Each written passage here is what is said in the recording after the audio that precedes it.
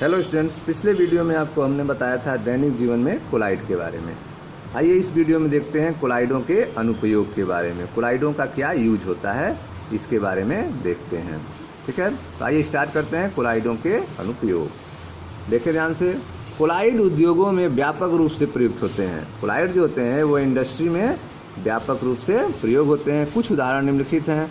पहला देखें, धूम्र का विद्युतीय अवक्षेपण में, धुएं का जो है विद्युतीय अवक्षेपण में कोलाइड का यूज होता है। देखें, धूम्र कार्बन, आर्सेनिक यौगिकों, धूल आदि ठोस कणों का वायु में कोलाइडी विलयन होता है। जो धूम्र है, जो धुआं है, यह क्या होता है? कार्बन, आर्सेनिक यौगिकों, धूल आदि ठोस कणों का वायु में कोलाइडी विलयन होता है। चिमनी के बाहर आने से पहले धुएं को इसके कणों के आवेश से विपरीत आवेश वाले इलेक्ट्रोड के कक्ष में से गुजारा जाता है। तो आप देख रहे हैं कि चिमनी से बाहर जो धुआं आता है उससे पहले जो है उस धुएं को क्या करते हैं, जो धुएं में जो आवेश होता है उसके विपरीत आवेश से वाले इलेक्ट्रोड से होकर उसको गुजारा जाता है। कण इन प्लेटों के संपर्क में आने पर अपना आवेश खो देते हैं और अवक्षेपित हो जाते हैं। तो जो विपरीत आवेश वाले होते हैं वह विपरीत आवेश वाले इलेक्ट्रोड से मिल जाते हैं, ठीक है, और अपना आवेश खो देते हैं और अवक्षेपित हो जाते हैं। इस प्रकार कण कक्ष के फर्श पर बैठ जाते हैं। इस अवक्षेपक को कंट्रोल अवक्षेपक कहा जाता है। ठीक है, तो इसमें आप देखें कंट्रोल अवक्षेपक के बारे में। कंट्रोल धूम्र अवक्षेपक, ठीक है, इसमें आप देख रहे हैं एक इलेक्ट्रोड लगा हुआ है। उच्च वोल्टता का इलेक्ट्रोड है, 30,000 वोल्ट या अधिक वोल्टेज का यह एक इलेक्ट्रोड लगा हुआ है। ठीक है, इसमें जो है चिमनी से धुआं जो है निकलने वाला है, उससे पहले इसको जो है न्यूट्रल किया जा रहा है। धुआं या धूम्र इस चिमनी में डाला जा रहा है, जिसमें जो है यह उच्च वोल्टता का इलेक्ट्रोड है। इससे धुएं पर जो आवेश होगा और उसके ठीक उल्टा जो है इस पर आवेश होगा। इन दोनों के मिलने से यह न्यूट्रल हो जाएगा, आवेश समाप्त हो जाएगा और अवक्षेपित राख के रूप में नीचे इकट्ठा हो जाएगा। उसके बाद जो है कार्बन से मुक्त गैसें जो है चिमनी से बाहर निकलेंगी। ठीक है, तो इसमें आपने देखा कि जो धूम्र में कार्बन, आर्सेनिक यौगिक, धूल आदि ठोस कणों का वायु में कोलाइडी विलयन है। ठीक है, धुआं क्या है? कार्बन, आर्सेनिक यौगिक, धूल आदि ठोस कणों का वायु में कोलाइडी विलयन होता है। तो चिमनी से बाहर आने से पहले धुएं को इसके कणों के आवेश से विपरीत आवेश वाले इलेक्ट्रोड के कक्ष से गुजारा जाता है। कण इन प्लेटों के संपर्क में आने पर अपना आवेश खो देते हैं और अवक्षेपित हो जाते हैं। ठीक है, इस प्रकार कण कक्ष के फर्श पर बैठ जाते हैं। इस अवक्षेपक को कंट्रोल अवक्षेपक कहा जाता है। अब दूसरा यूज देखें, पेयजल का शुद्धिकरण करने में। प्राकृतिक स्रोत से प्राप्त जल में प्रायः अशुद्धियां निलंबित होती हैं। ऐसे जल से निलंबित अशुद्धियों को स्कंदित करने के लिए फिटकरी मिलाई जाती है, जिससे जल पीने योग्य बन जाता है। ठीक है, तो इसमें भी आप देख रहे हैं यहाँ पर भी कोलाइड का वर्क हो रहा है। फिटकरी जो है वह अशुद्धियों को स्कंदित कर दे रही है और नीचे बैठ जाएगा, जिससे जल क्या हो जाएगा? पीने योग्य हो जाएगा। तो पेयजल के शुद्धिकरण में भी कोलाइड का उपयोग होता है। प्राकृतिक स्रोत से प्राप्त जल में प्रायः अशुद्धियाँ निलंबित होती हैं। ऐसे जल से निलंबित अशुद्धियों को स्कंदित करने के लिए फिटकरी मिलाई जाती है, जिससे जल पीने योग्य बन जाता है। तीसरा देखें, औषधियाँ। मेडिसिन में अधिकांश औषधियाँ कोलाइडी प्रकृति होती हैं। अधिकांश जो दवाएं होती हैं वो कैसी होती है? कोलाइडी प्रकृति की होती हैं। जैसे आँख का लोशन, आर्जीराल एक सिल्वर साल है। आँख में लगाने वाला लोशन जो है आर्जीराल क्या है? एक सिल्वर साल है। कोलाइडी एंटीमनी का उपयोग कालाजार के इलाज में होता है। कोलाइडी गोल्ड का उपयोग अंतःपेशी इंजेक्शन में किया जाता है। दुधिया मैग्नीशिया जो कि एक इमल्सन है का उपयोग पेट की गड़बड़ी दूर करने के लिए किया जाता है।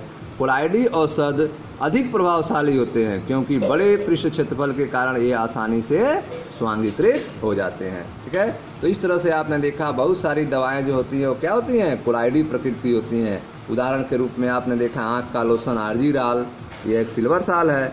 कोलाइडी एंटीमनी का उपयोग कालाजार के इलाज में किया जाता है। कोलाइडी गोल्ड का उपयोग अंतःपेशी इंजेक्शन में किया जाता है। दुधिया मैग्नीशिया जो कि एक इमल्सन है, इसका उपयोग पेट की गड़बड़ी दूर करने में किया जाता है। ठीक है, कोलाइडी औषधि अधिक प्रभावशाली होती है। कोलाइडी जो दवाएं होती हैं वो क्या होती हैं? अधिक प्रभावशाली होती हैं। क्यों? क्योंकि बड़े पृष्ठ क्षेत्रफल के कारण ये आसानी से स्वांगीकृत हो जाती हैं। ठीक है, अगला उपयोग देखें आप चर्म शोधन में। चर्म शोधन में पशुओं की खाल कोलाइडी प्रकृति की होती है। जो पशुओं की खाल चमड़ी होती है वह कोलाइडी प्रकृति की होती है। जब खाल पर धनात्मक आवेशित कण होते हैं और इसे टैनिन से भिगोया जाता है जिस पर ऋणात्मक आवेश वाले कोलाइडी कण होते हैं तो पारस्परिक स्कंदन हो जाता है।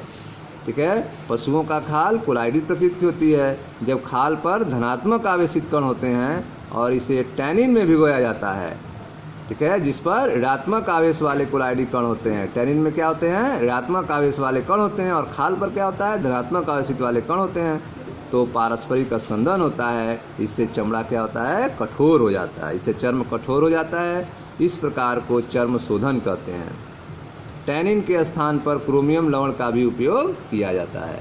तो चर्म शोधन में आपने देखा कि पशुओं का खाल कोलाइडी प्रकृति की होती है। जब खाल पर धनात्मक आवेशित कण होते हैं और इसे टैनिन में भिगोया जाता है जिस पर ऋणात्मक आवेश वाले कोलाइडी कण होते हैं तो परस्पर स्कंदन होता है। इससे चमड़े कठोर हो जाते हैं। इस प्रक्रम को चर्म शोधन कहते हैं। टैनिन के स्थान पर क्रोमियम लवण का भी उपयोग किया जाता है। अगला उपयोग देखें, साबुन एवं अपमार्जक की शोधन क्रिया। इसके बारे में पीछे हमने चर्चा किया था कि साबुन और अपमार्जक भी कोलाइड प्रकृति के होते हैं और उसमें भी आपने शोधन क्रिया को समझा था। नेक्स्ट देखें कोलाइड का उपयोग में फोटोग्राफिक प्लेट और फिल्मों के बारे में। जिलेटिन में प्रकाश संवेदी सिल्वर ब्रोमाइड के इमल्सन का ग्लास प्लेटों या सेलुलाइड फिल्मों पर विलेपन कर फोटोग्राफी की प्लेट या फिल्में बनाई जाती हैं। ठीक है, तो यहाँ पर भी आप देख रहे हैं जिलेटिन एक कोलाइड है। ठीक है, यह द्रव स्नेही कोलाइड है। इसका भी उपयोग जो है कोलाइड में किया जाएगा। जिलेटिन में प्रकाश संवेदी सिल्वर ब्रोमाइड के इमल्सन का ग्लास प्लेटों या सेलुलाइड फिल्मों पर विलेपन कर फोटोग्राफी की प्लेट या फिल्म बनाई जाती है। तो आप देख रहे हैं फोटोग्राफी की प्लेट और फिल्म बनाने में भी कोलाइड का उपयोग होता है। रबर उद्योग में लेटेक्स रबर के ऋणात्मक आवेशित कणों का कोलाइडी विलयन है। रबर को लेटेक्स के स्कंदन से प्राप्त किया जाता है। ठीक है, तो आप देख रहे हैं कि लेटेक्स जो है रबर के ऋणात्मक आवेशित कणों का कोलाइडी विलयन है। रबर को लेटेक्स के स्कंदन से प्राप्त किया जाता है।